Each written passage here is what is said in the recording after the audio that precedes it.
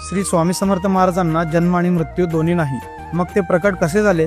प्रकट दिनाचा हा इतिहास तुम्हाला माहित नसेल तर हा व्हिडिओ पूर्ण बघा. श्री स्वामी समर्थ महाराज हे आंध्र प्रदेशातील श्रीशैल जवळ असलेल्या कर्दळी वनातून प्रकट झाले. 1459 साली श्री नरसिंह सरस्वती स्वामी महाराज यांनी गाणगापुरास निर्गुण पादुका स्थापन केल्या व त्यानंतर श्रीशैल यात्रेचे निमित्त साधून ते कर्दळी वनात अदृश्य झाले. याच कर्दळी वनात सुमारे 300 ते 350 वर्ष महाराजांनी कठोर तपश्चर्या केली. या काळात मुंग्यांनी त्यांच्यावर वारुळ रचले. एक लाकूड तोडत असताना त्याची कुऱ्हाड या वारुळावर पडली आणि त्या वारुळातून रक्त वाहू लागले.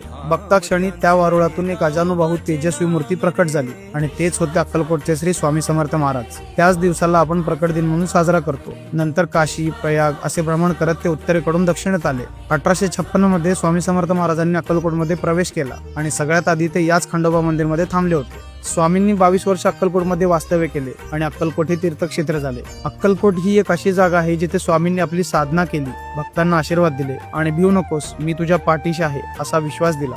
तुम्हाला कधीही वेळ मिळाला तर एकदा अक्कलकोटला नक्की भेट द्या, कारण स्वामींच्या दर्शनाच्या वेळी एक वेगळीच आध्यात्मिक ऊर्जा जाणवते जी शब्दात सांगताच येणार नाही. स्वामींच्या कृपेने तुमच्या जीवनात सुख, शांती आणि समृद्धी येवो हीच या प्रकट दिनी स्वामींकडे प्रार्थना. जर तुम्हाला प्रकट दिनाची ही माहिती आवडली असेल तर पेजला नक्की फॉलो करून ठेवा.